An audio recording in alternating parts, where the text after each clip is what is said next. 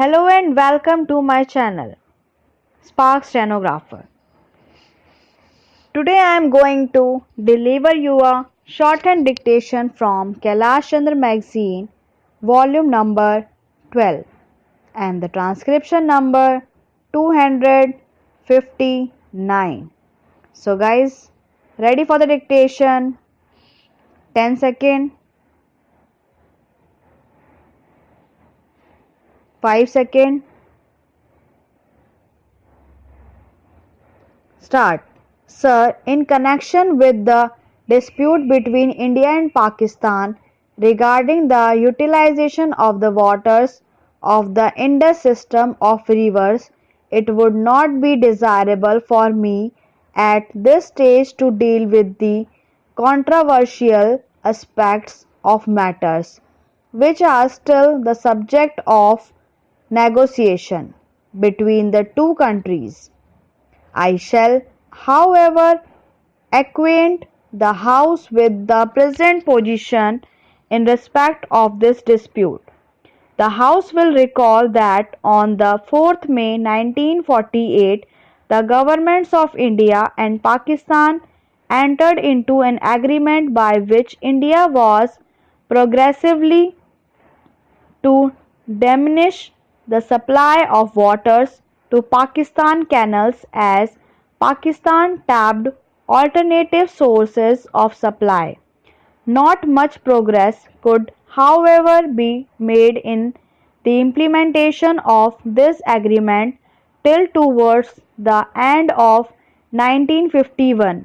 The President of International Bank for Reconstruction and Development suggested that the bank would be prepared to lend its goods offences in resolving the dispute. The governments of India and Pakistan accepted in March 1952 the proposal of the bank that a working party should be set up consisting of engineers of India and Pakistan, who would be assisted by engineers of the bank with the object of preparing for the consideration of the two governments a comprehensive plan for the development of the water resources of the Indus region so that the river supplies effectively available to each country would be increased substantially beyond what they had ever been. It was agreed also at that time that neither party would, while joint work was in progress, diminish the supplies of water available to the other side for existing uses. It will readily be appreciated that through this condition was expressed as a mutual obligation. It was a condition which bound India alone, for Pakistan does not supply any waters to India. The unilateral restriction was, however, accepted by the government of India solely in the interest of a speedy settlement. It was not expected at that time that the work of the working party would take very long.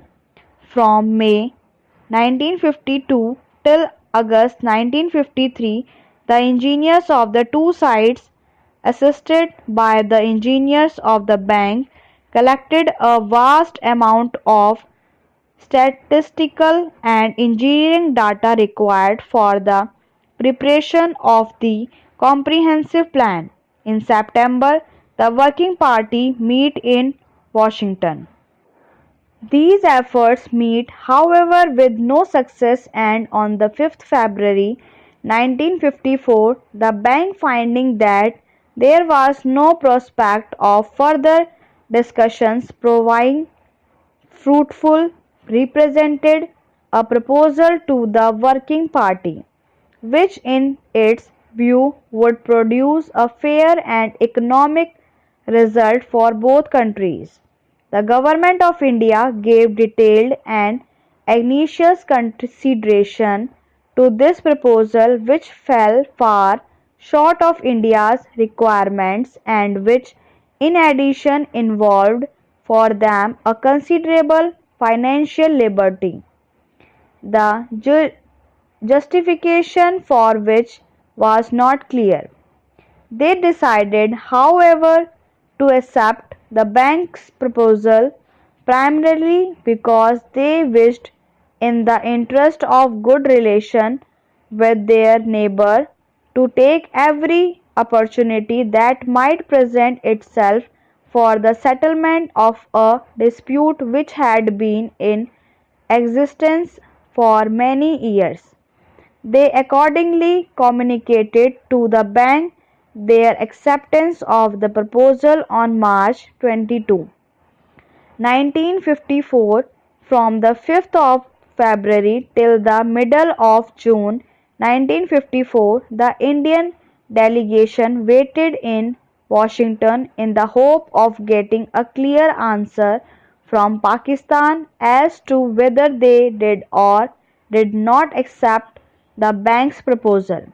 When, even in spite of an appeal by the bank, there was no positive response from Pakistan, the Government of India had no option but to come to the conclusion that further progress of the cooperative effort undertaken with the assistance of the bank had become impossible, and Pakistan has therefore voided the understanding under which the working party had been set up.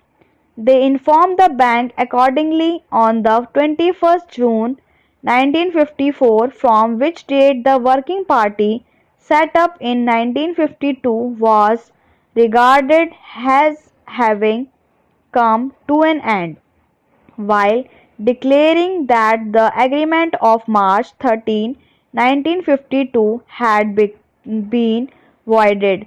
The Government of India informed the bank of their readiness to consider new agreements for working out a comprehensive plan on the basis of the bank's proposal as soon as Pakistan would agree to accept it, although no longer bound now by the unilateral restriction agreed to in March 1952. The Government of India also offered to enter into an agreement for a transition period which would enable developments to proceed in both countries on an agreed schedule as envisaged in the bank's proposal.